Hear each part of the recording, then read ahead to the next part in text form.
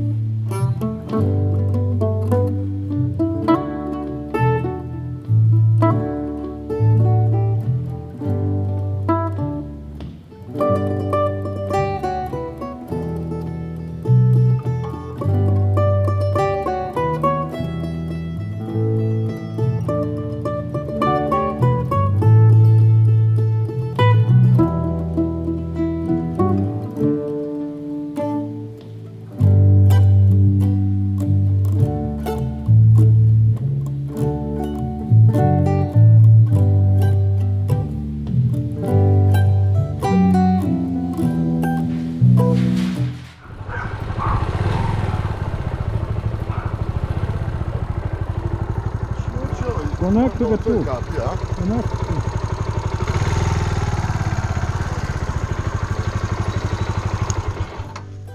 Dotvoj kapi.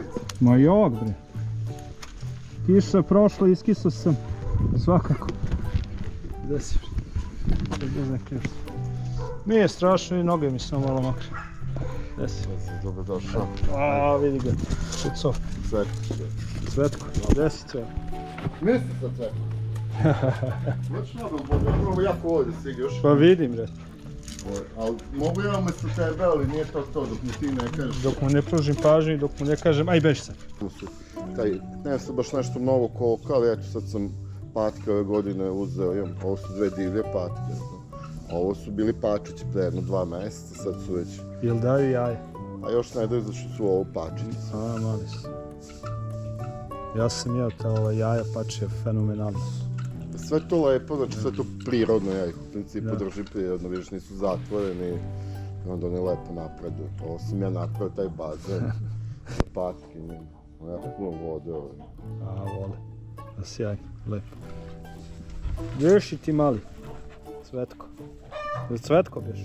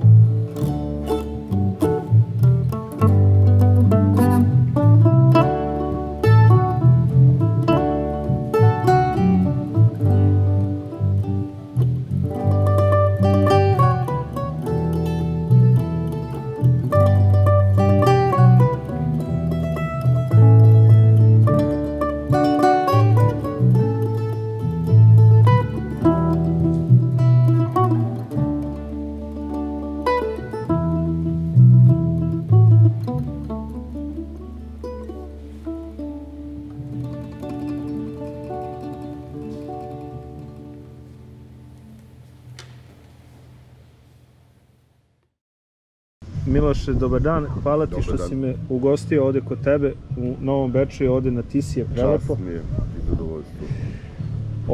Evo ja sam na proputovanju i naravno da nisam mogao da ne dođem kod tebe, pre svega zato što ti izuzetno cenim i poštujem i kao čovjeka i kao pesnika, kao umetnika.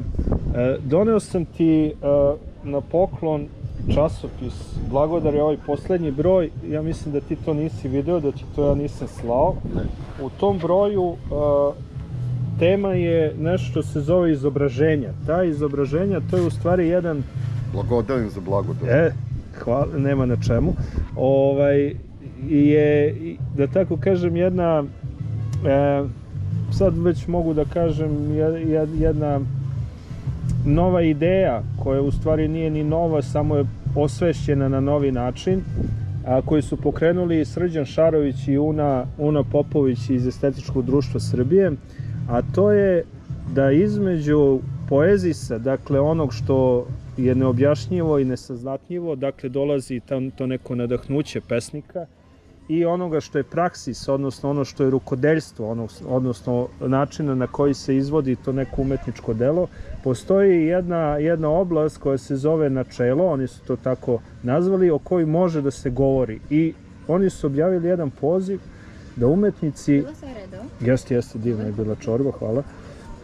Objavili su poziv... Snimamo samo sad. Dobro, nema opuštenja. Nema problema. Objavili su poziv umetnicima da razmisle o tom načelu po kom stvaraju i da probaju da ga po nekim kriterijumima definišu. Kad bih tebe pitao, pošto ja sam upoznao zavidan broj pesnika, i to sjajnih pesnika, ali malo njih sam upoznao koji na neki način udišu vazduha, izdišu poeziju, kako mislim da ti to radiš. Kad bi te sada ovako pitao, da li možeš da mi kažeš nešto po kom načelu ti stvaraš, odnosno kako tebi dolazi, kako se dešava taj prelaz između tog jednog nesaznatljivog poezisa i onog kad uobličiš pesmu i kad kažeš što je to? Pa iz velike blagonaklonosti prema odista tebi.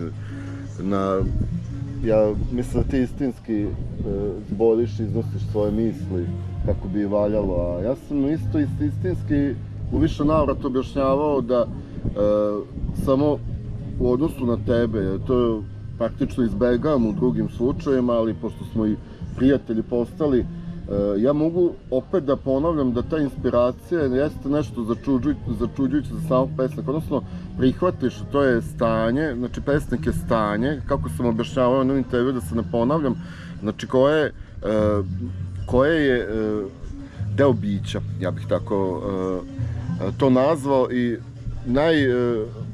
najmanje po meni ja, a možda neki pesnici imaju potrebu, ili neko ko ima i razvijenu tu nekakvu težnju ka introspekciji ili književnoj teoriji, to je sve nešto što spada u tu oblast, nešto što u krajnjem slučaju čitaoca ne bi trebalo ni da interesuje posebno, iako je to uvek kroz istoriju sveta stvaranja, uvek je stvaranje bilo koje vrste čudo po meni, a samim tim i čudo i pevanje.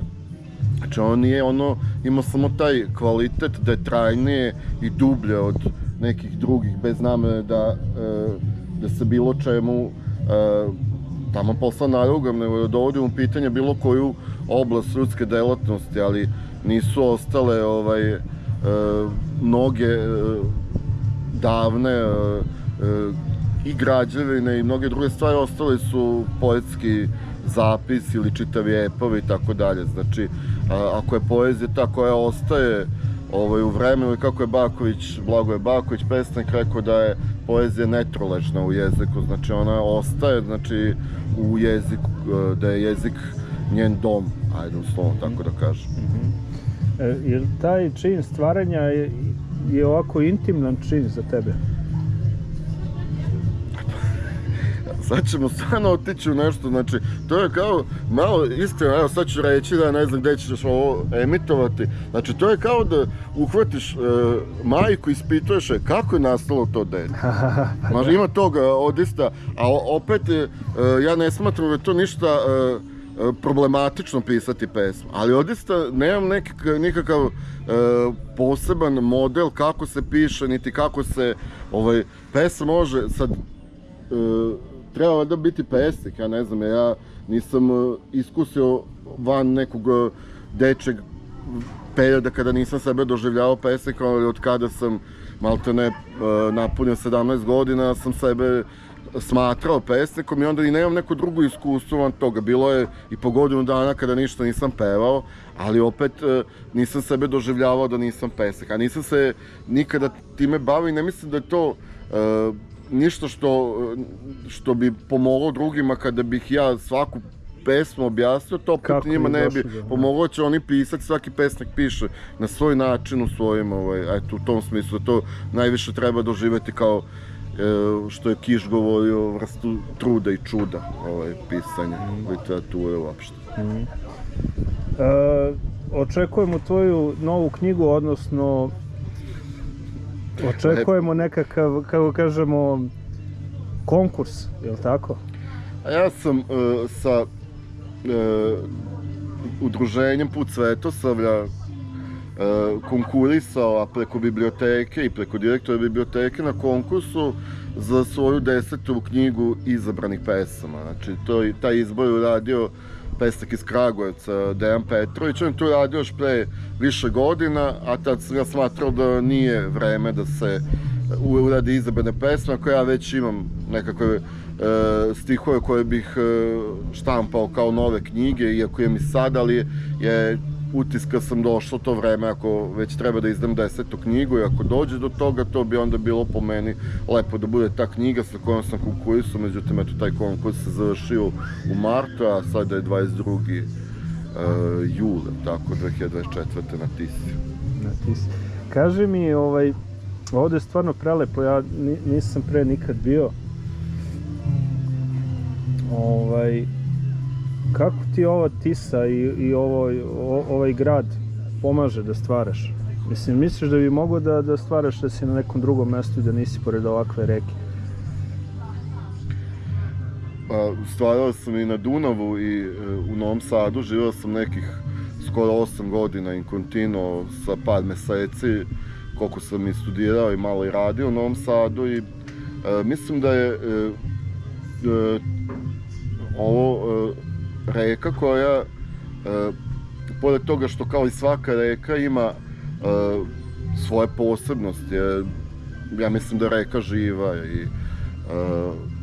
ali s druge strane ima i nešto što čovjeka veže za svoj kraj, ima nešto što mi možda ne možemo još uvijek dobro da, ili ne treba da utvrdimo zašto smo mi baš ovde rođeni, zašto pripadamo ovom podneblju, ovoj civilizaciji, pored ono što smo lično birali, što smo kroz svoje izbore tkali u svoj karakter i u svoje biće, tako isto i dosta neobjašnjivo zašto. Znači, čovjek naprosto zavoli nešto i to je stvar kod, ja bih rekao, kod pravih ljubavi, bez namesa da ja izjavljujem ljubav reci, okrenut leđima, ali poenta da... Ja sam Tari izjavljivo ljubav, rekao sam da ću da je oženim.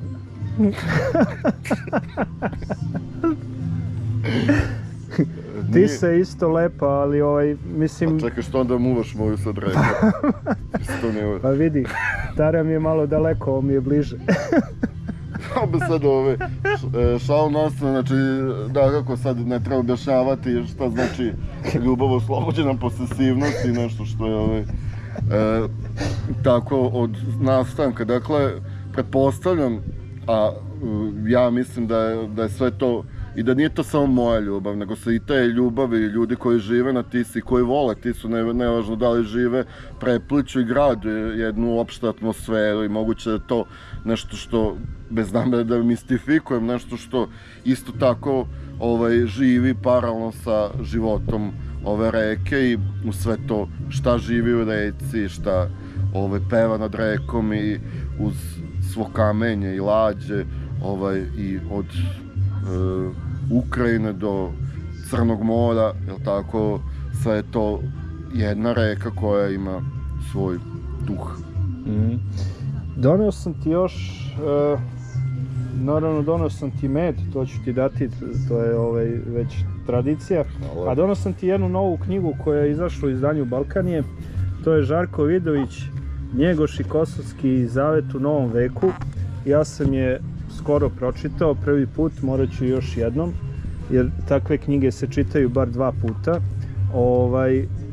Tako da znam da i ti vrlo ceniš Njegoša i da ti je blisko na neki način, da si nacionalno osvešćen. Jesi lokal patriota možda? Pa, mislim, kada se čovek osvesti ja bih rekao, i u veri i u ostome, bilo je o tome reči ranije sad, ali nepotrebno se pozivam, ako neko hoće gledat će, ja ću reći šta mislim, da ne moram stalno da pravim nekakve drugačije zaključke, iako gotovo sasvim slično mislim i u odnosu kad smo razgovarali pre, recimo, malo više od pola godine. Što se tiče toga, lokal patriotizam proizilazi iz patriotizma, a patriotizam proizilazi iz ljubavi prema otadžbini i prema rodu. I kod nas, kako sam i onda govorio, to utemeljeno u svetosavlju, imaju ljudi pravo da se nazivaju ovako. Jednom sam govorio šta stvara odista, što je po meni nekorektna, da ako neko hoće da bude pripadnik jedne nacije i izabere drugu veru, onda je to njegovo pravo. Ali ako on govori jedan jezik koji je, kako smo govorili, živ, ako govori jedan živi jezik, kakav je srpski jezik, onda bi to trebalo, gde god se govori tim jezikom, da se tako i nazove. A sve te ostale stvari koje su bliže čovekovom neposrednom okruženju su vezane za to. Dakle, postoji jedan integritet onoga što čini naša uslovno, to se kaže tradicija, ali postoje mnoge reči koje to objašnjavaju. Zapravo je to ono što mi nosimo i kroz svoje korake u tom mestu gde najviše provodimo vremena, ali ti koraci odzvanjaju, tako da kažem, ili se čuju ili se naslučuju i na jugu Srbije i na Kosovu i svuda gde je srpski život, koji opet podlačim. Ja sam utiska da dolazi vreme kada će ponovo treba da se ujedini, da počne jednu obnovu svog i života na svim nivoima, da se prosveta obnova. Svakako da je Vidović, koga sam ja samo malo i fragmentno čitao i smatram ga da je autentičan mislilac, a što je Njegoša, ja sam tebi rekao u razgovoru, ja se držim te Crnjanskovljeve sentence da Srbi izgube svu literaturu koju su pisali, da ostane samo Njegoš, dovoljno bi bilo da se predstavi naš narod kroz to. Evo sad je, koliko sam shvatio, stavljen van snage taj zakon o rodno senzitivnom jeziku, dok Ustavni sud, ne znam, ne donese valjda neku odluku.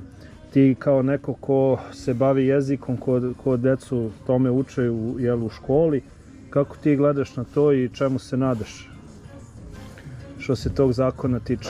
To je jedna...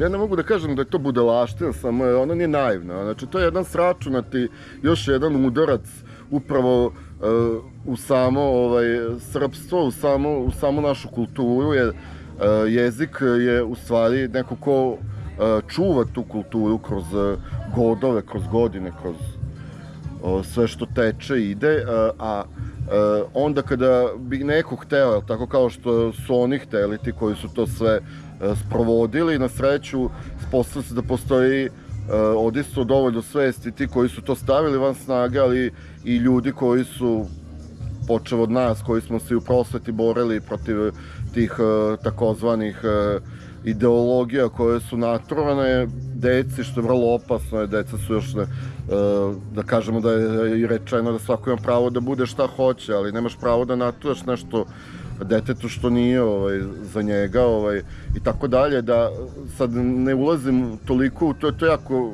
obimna tema, da bi trebalo pričati detaljno i sa primjerima, a sad smo na Tisi i da sam onda oko toga kažem, mislim da je to dobro, jer su se i Matica i sve druge institucije i sama Srpska pravoslavna crkva izjasnila da je to nešto naopako i po meni je time već ispunjena nada. Sad ako bi se to iznova dozvolilo, onda bi trebalo stvarno da vidimo kakve su to odista namere, ko to zapravo sprovodi u našoj zemlji, tako jednu nakaradu. Eto, toliko neka to bude rečeno o tome. Hvala ti puno na gostoprimstvu i evo na ovom kratkom razgovoru. Radujem se i nadam se da će taj konkurs konačno biti završen, da će biti rezultati pozitivni, da će ta knjiga izaći i da ćemo ponovo razgovarati kraj Tise ili na nekom drugom mestu. Svejedno je, važno je da idemo dalje i da se družimo i dalje. A naravno i ja bi sad, ako to ide i pred širu publiku, znači da treba stvarno se podigne glava gore, dolaze dobri vetrovi, metaforički, dolaze bolja vremena za ono što se zove misleće, za ono što ima i tradiciju i kulturu, nešto što je utemeljeno u ljubavi, u veri, ono što a ako je nešto u temelju ljubavi i vere, mi smo sad došli od toga da stalno treba nekako da se podlači.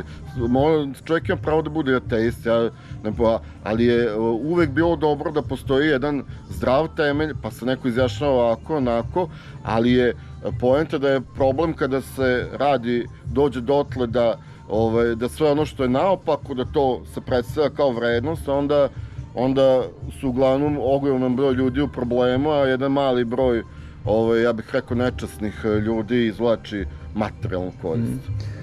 I ja isto delim tvoje mišljenje da dolaze jako dobra vremena ili bolje vremena, pa još bolja, i da idemo ka boljem, i ja to srećem i na ovom putu na kom sam i radujem se tome i radujem se tome da širimo vest da dobre vremena dolazi, da će sve biti dobro. Bože zdravlje. Hvala ti. Hvala tebi.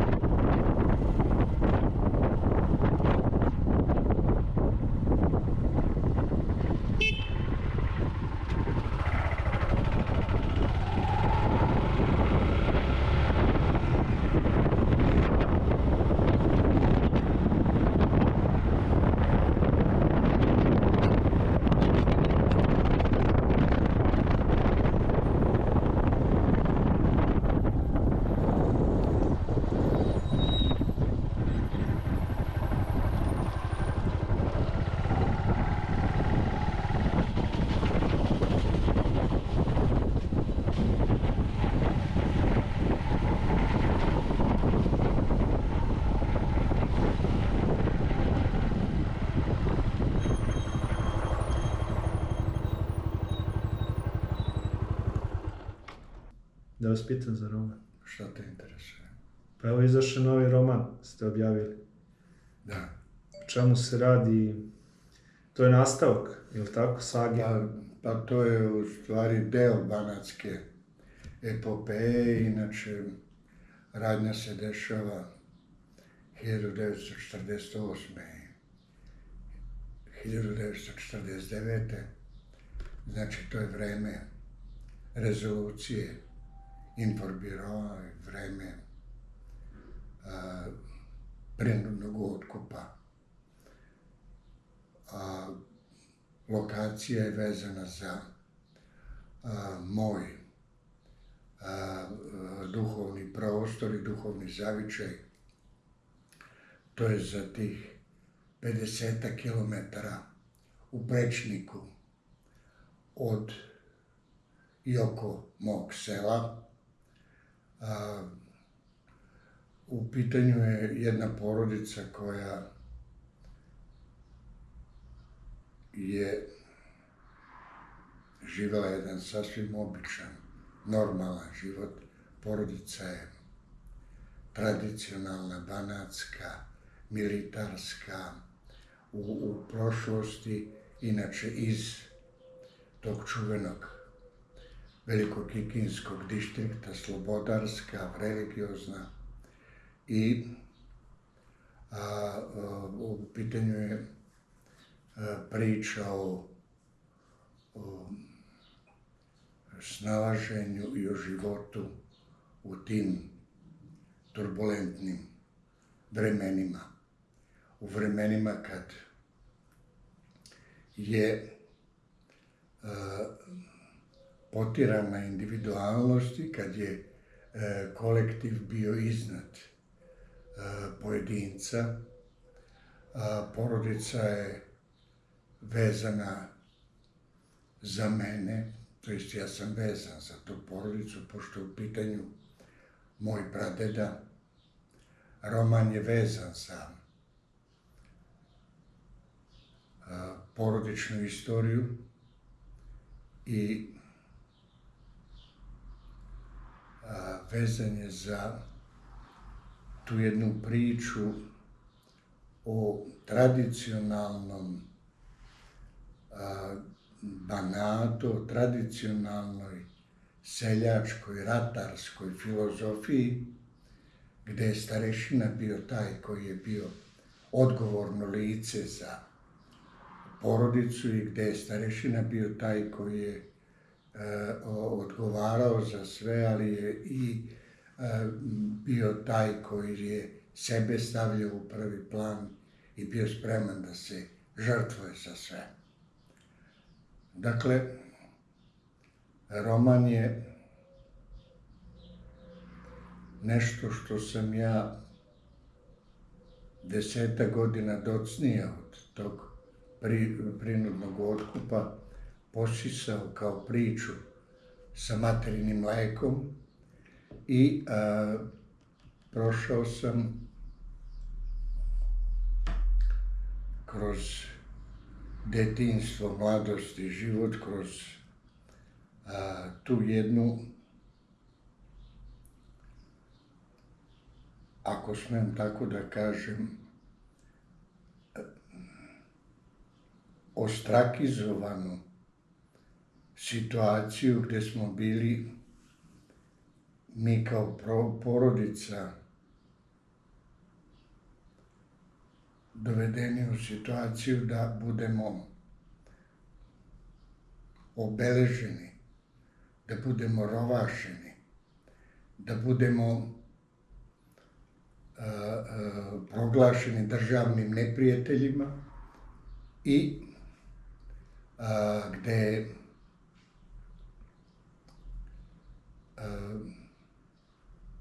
tako da kažem, ta mangupska ili tako da kažem bećarska filozofija koju su sa sobom nosili pripadnici nove ideologije i vlasti, nametnula otkup i nametnula obavezu veću od onog što je zemlja mogla da da. Tako da je s jedne strane bilo jedno državno pravo koje je izglasano po komitetima i koje je značilo da se njemu pojedinac i porodice moraju povinovati. I s druge strane je bilo lično tradicionalno pravo koje je značilo da starešina ima obavezu da vodi računa da mora porodicu da prehrani i da mora da porodicu, tako da kažem, prevede iz godine u godinu, znači da spremi repromaterijal da može da se živi i iduće godine. Roman je strukturalno gledano u prvom delu pisan u trećem licu iz pozicije sveznajućeg pripovedača, dok je u drugom delu pisan kao lične ispovesti velikih sporednih likova. Glavni junak je Ljuba, čovjek koji je religiozan, čovjek koji je u novoj ideologiji video tu satansku, demonsku, zlu kob koja se obrušila na pojedince i na pojedine porodice. Ovdje u ovom delu sela je 29 porodica konfiskovano i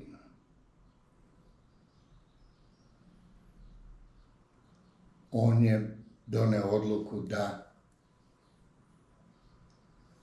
iznese deo obaveze, a drugi deo obaveze da ostavi kako bi imao da poseje iduće godine pšenicu i da prehrani porodicu. Dakle, taj drugi deo romana je pisan kao lične ispovesti velikih sporednih likova, dok je treći deo romana i gdje se nalaze u stvari ključ svega, on je vezan za dokumente koji su iz suda, to su sudske presude i te sudske presude govore o tome kakva je bila ta vlast. Život napiše najbolje romane. Počelo od tog da te presude vidi se koliko su prvo bili nepismeni. Znači, to je osnovna stvar koja se vidi, znači govorimo o sudijama i govorimo o sudu. Znači, bili su nepismeni, s druge strane vidi se koliko su ti zakoni nepravedni i koliko je ta, prosto tako da kažem, odmazda za nepokornost i neposlušnost vladajućoj ideologiji velika. I isto tako se vidi po tom strašnom, drastičnom kažnjavanju gdje su porodice, moja porodica je konfiskovana oduzimanjem celokupne imovine. Tako da su u toj dokumentaciji se nalazi i spisak stvari koje su uzete. Mi ni ne pomišljamo da li nam znači viljuška, kašika, da li nam znači tegla sa zimnicom, čabar s mašćom, burat za vino, kace za kupus, za grožđe i tako dalje.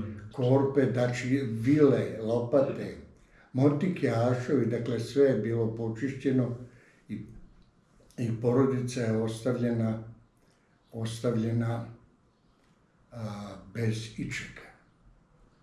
Tako da,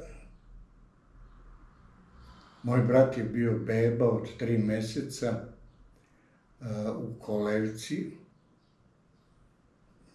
Bela platna koja se obično donose kod krštenja i na krštenje deteta, što se donose na povojnicu, i ta bela platna su uzeli i dečija i štikano jastuče ispod glave. Dakle, to je jedan roman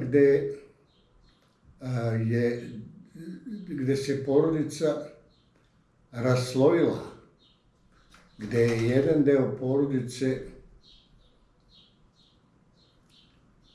prihvatio ideologiju i gde je zet izdao tasta, gde je unuka izdala dedu i gde je bilo pitanje na koji način će se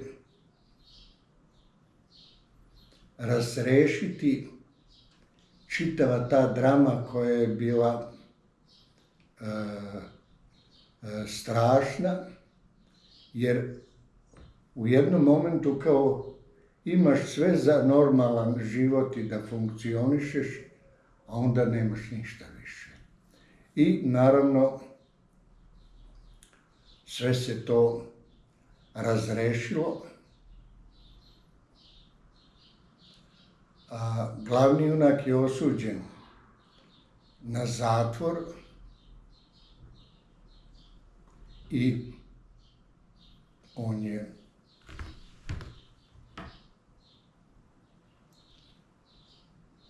prvo odnešen u Kikindu u Kuriju, a onda je vozom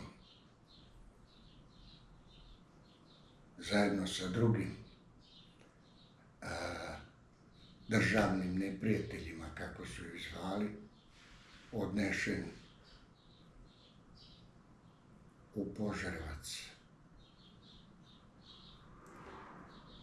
Istim vozom kojim je on zajedno sa ostalim bio u zadnjem delu u marvenim vagonima, kako su već slali zarobljenike, u prednjem delu, u putničkom delu je njegova unuka koja je u međuvremenu avanzovala, otputovala zajedno sa svojim mužem za Novi Sad, gde je on dobio nameštenje i stan u centru grada. Tako da, roman je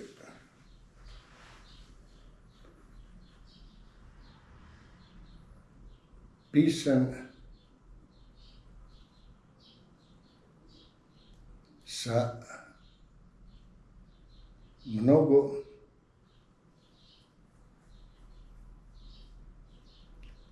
mojih unutrašnjih previranja.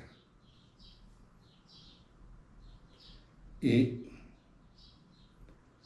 otuda i takva narativna struktura gde u jednom delu na početku se stvara jedna naizgled idilična slika porodice kod vršidbe pšenice i pšenica se vuče, kamara, dvorište i tako dalje, dok bi u drugom delu romana godinu dana docnije sve to bilo dovedeno ne samo pod sumnju, već na jednom se dešava ta presuda, osuda u ime naroda i porodica biva obeležena. Strah je bio ogroman, ne samo u Ljubinoj porodici, već i u čitavom selu, zato što je to period kad je veliki broj ljudi ubijan.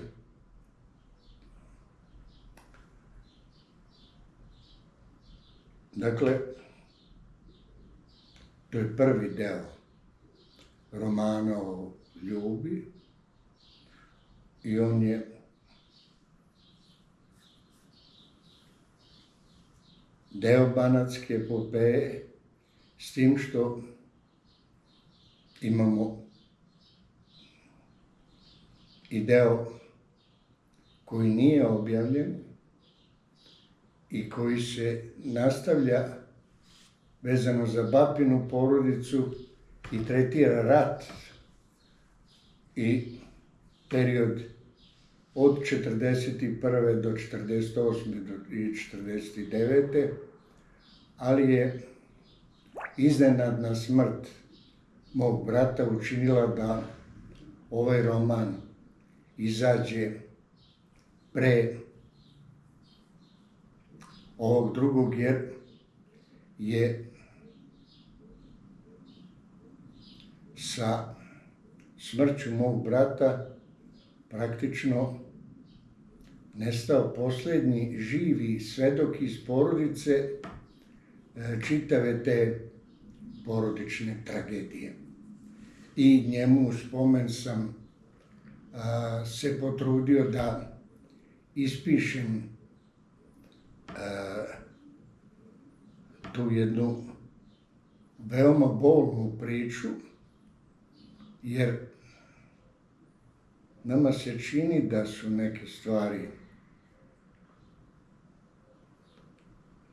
kao sitnice. Međutim, vrlo brzo, kad bez svih tih sitnica ostaješ i kad čitavo okruženje se odmetne od tebe i kad nemaš gde da se okreneš, najednom u stvari vidiš koliko si sam i koliko ti samo Gospodnja pomoć može dati snage i vere da možeš da se odupreš i da prevladaš dobrim svo to zlo koje te je snašlo. Jer Ljuba je sebe dao kao žrtvu i poput Hrista je prihvatio da strada sa verom da će kroz njegov blagoslov i kroz njegovu spremnost da ne služi sotoni, porodica dobiti novu snagu da može uz Božju pomoć da ide napred. I očigledno da je bio u pravu. Ljuba je u mnogome bio u pravu i učinio je Izabrao pravi put. Izabrao je pravi put i pokazalo se da sad u ovom vremenu, kad živimo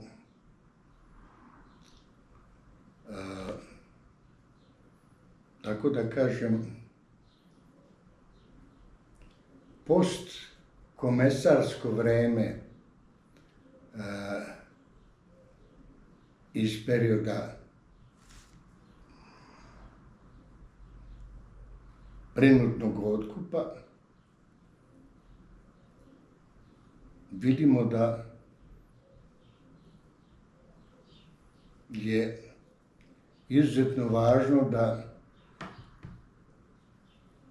se nismo ogrešili, da kao porodica nismo nikome uzeli krv. Gospodine Vlahoviću, ja vam želim da knjiga živi i da bude jako čitana. Donao sam vam dve knjige koje imaju nekakve veze sa vašom pričom i vašim romanom. Jedna je 6. tom dnevnika Dragana Krstića, koji je takođe slično vašoj porodici ostao bez ičega posle 45. godine i koji je pisao 30 i nešto godina tajno dnevnike nakon što je postao profesor psihologije.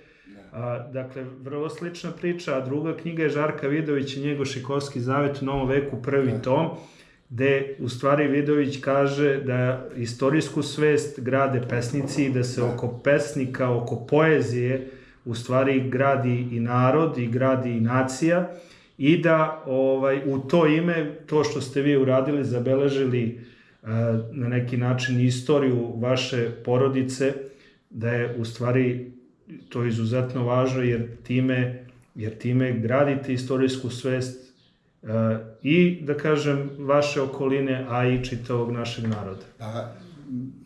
Hvala ti na ovim darovima i ja moram samo reći jednu stvar, da je priča o pojedincu, priča u stvari o celini. Šta to znači? Ovo je jedna individualna priča, međutim kad pogledamo koliko je bilo konfiskovanih, koliko je bilo konfiskovanih porodica i koliko je bilo konfiskovanih porodica koje nisu bile bogate. Znači, do sada se niko nije bavio onim porodicama koje su bile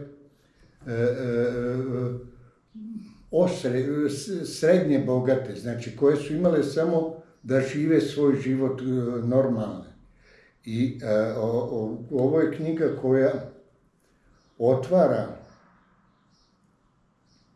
jedno novo poglavlje, ja verujem, u srpskoj književnosti, iz tog razloga što će probuditi sve one uspavane, tihe i povređene duše i ljude kojima je komunistički sistem naneo veliku nepravdu, a da oni do sada pred drugima o tome nisu nikada javno govorili. Ja sam po prvi put javno izneo dokumente i pokazao na primjeru moje porodice da je taj društveni poredak o kom često sad mnogi sa nostalgijom govore, u stvari jedan kriminalni društveni poredak.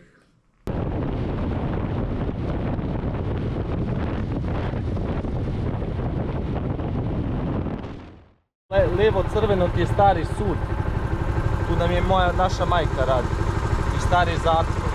Ovo ti je stara ulica Žarka Zrenjanina, ovdje su stare kuće, starosedeći, pre bili Nemci, poslije su naši uterali Nemce, odličan su to.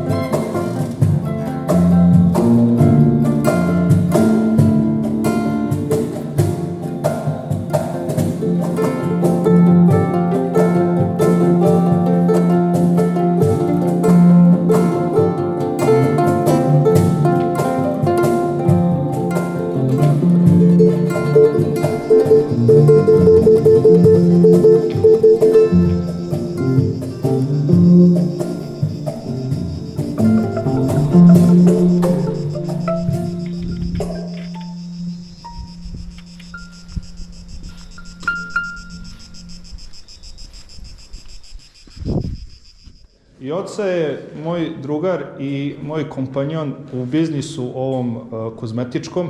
Kako nas je Bog za sve dao, za sve osim za biznis, tako nam biznis ide. Ali i oca je moj domaćin ovde u Vršcu i doveo me kod svog drugara koji ima jako lepu vinariju ovde. I oco, gde si me doveo? Doveo sam te, brate, u Guduricu. Guduricu. To je malo pogranično selo. Doveo sam te u porodični podrum vinski, kod mog komše, ja ga zovem Komša, inače preziva se Stojšić. Evo ga Komša, javi se, to je vinarija Selekta. Komša je malo stidljiv, ali je mnogo dobar lik. I ovde možemo posvedočimo kada jedna porodica se posveti nečemu što voli, kako to izgleda. Da, to uvijek da rezultate. Da. Posvećenost, ljubav, kažemo neku ruku i strast. Komšo, kaži nam ovaj... Snima i dalje, vidim da blinka Snima, da. crveno. Da, kaži mi nešto, koliko dugo se bavite vinima i... Selekta je registrovana pod imenom Selekta 2003. godine, ali zasade vinove loze gajimo od 1989. Kuća u kojoj je vinarija i u kojoj je objekat za prijem gostiju je 1873. godina. Znači, mi nemamo previše dugu porodičnu tradiciju bavljenja, ali sam objekat i ljudi koji su u njemu ranije živeli, duh kuće, ima tradiciju 150 godina.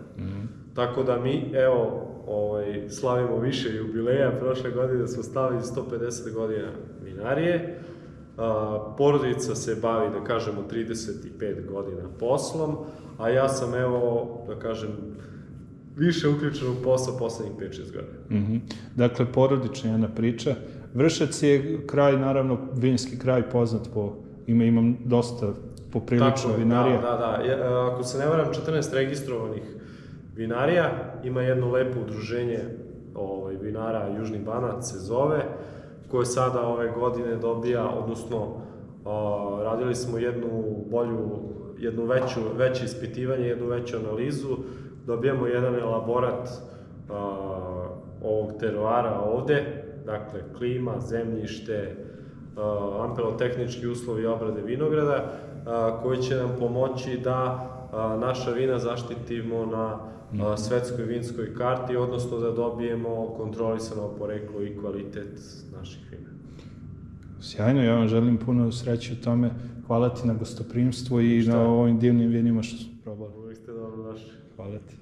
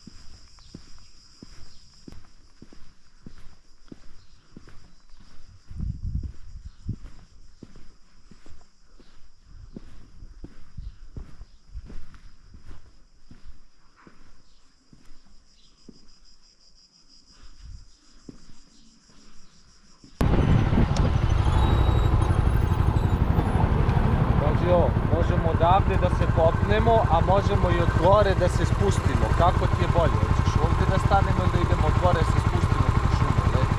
Lepo je jedan i s jedne i s druge strane. Ajmo da se penjemo gore. Da stanemo ovdje. Staneš tu? Da. Ajde stani tamo.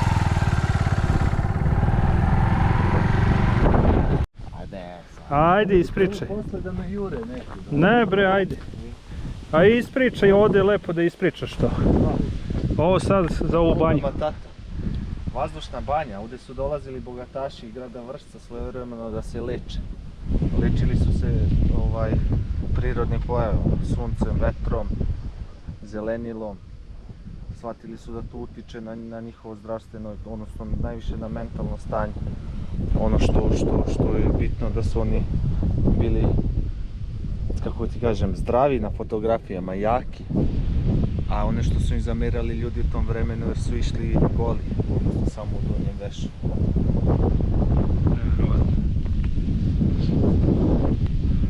Pokazat ću ti sad kako to izgleda odavde.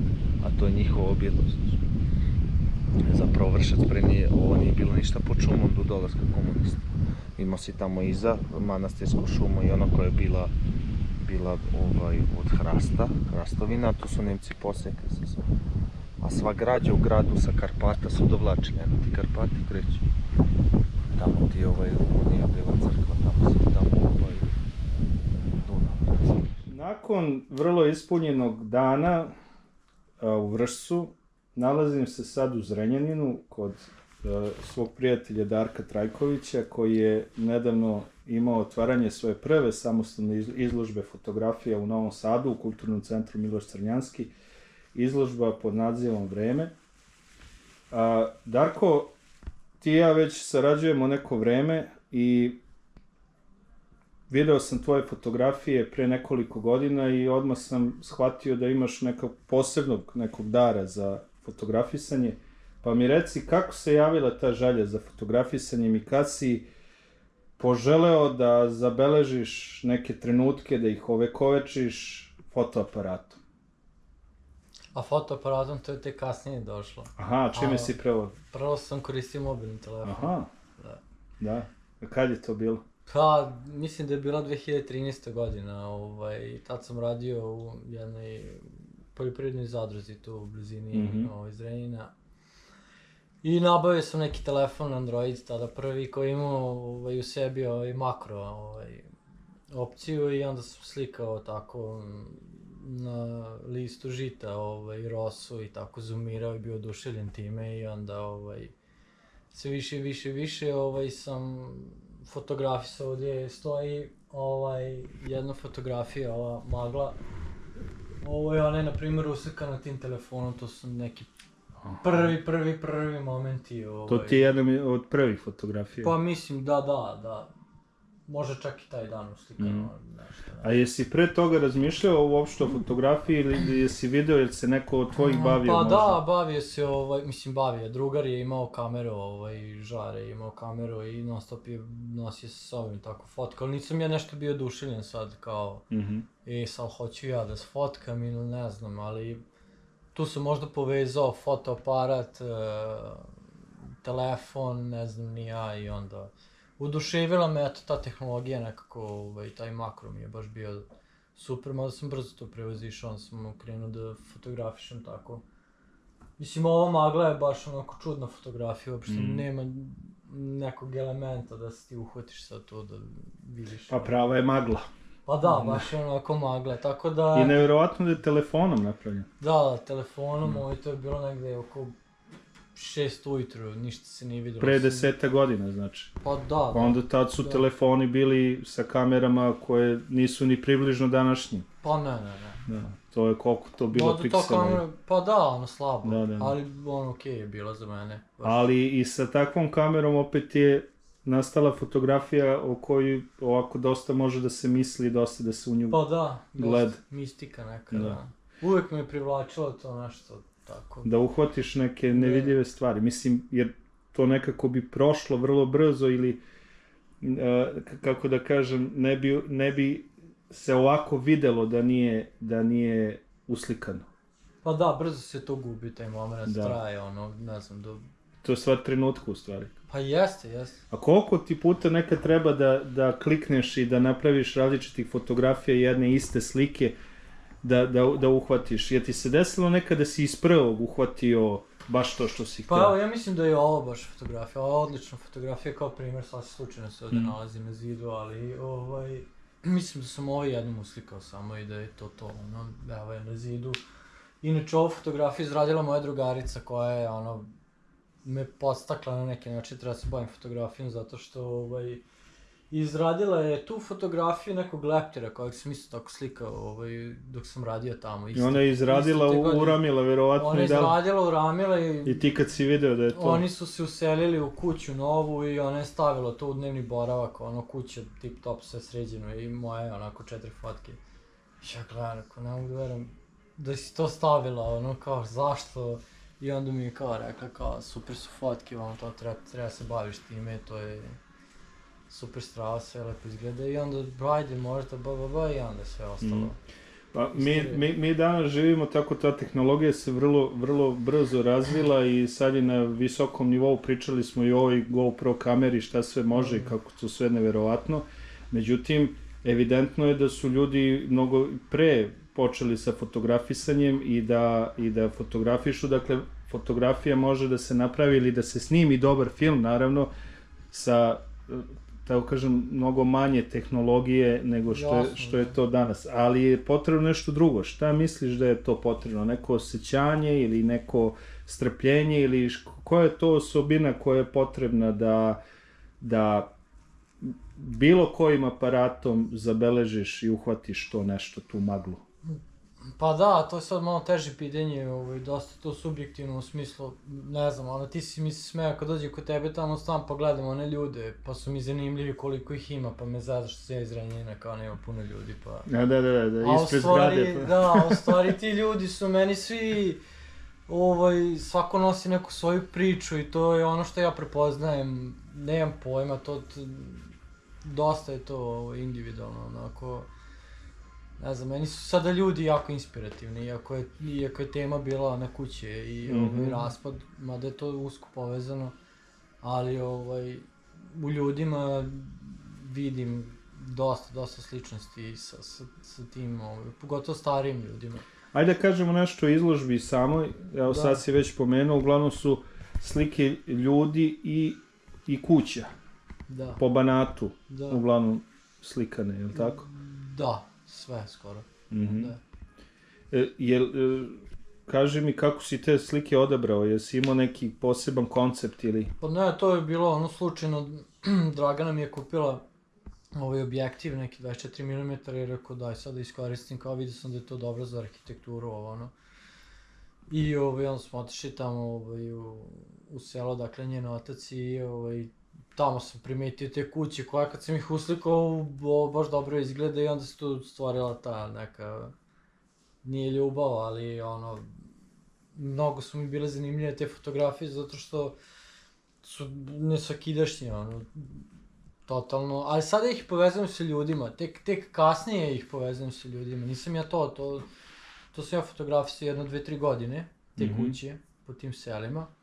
I onda sam ih samo odjednom povezao sa ljudima, uglavnom sa babama i dedama, jer često mi se smeju ljudi kao gleda fotka babi i dede po ulici, ali u suštini oni nose priču. A u stvari ti fotkaš vreme.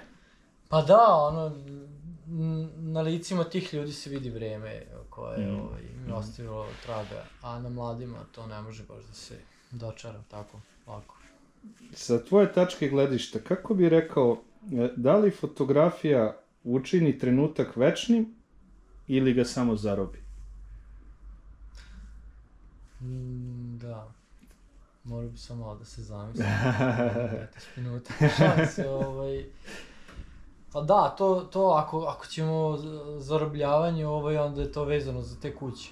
Ja bih to tako, na primjer, rekao, zato što često te kuće nestanu. Imali smo baš situaciju u Orlovatu da sam uslikao jednu kuću i rekao baš Dragani, rekao ova će kuća da nestane i onda je nestala posle 2 nedelje su je srušili, ne znam, izgradili neku novu kuću tu. I onda sam ja bukvalno zarobio tu u tom trenutku, ali ljude bi, na primjer, stavio ovu drugu grupu. Tako da, eto, to bi razdvojio nekako. Hvala ti mnogo i na ovom razgovoru i hvala Dragani na ovim divnim kitnicama. Izložba je završena, je li tako? Da. Sutra će biti završena. Želim ti puno novih dobrih fotografija, da nastaviš da radiš tako kako si do sad radio i siguran sam da će biti još mnogo divnih izložbi. Hvala, Ivica Kuzmanović.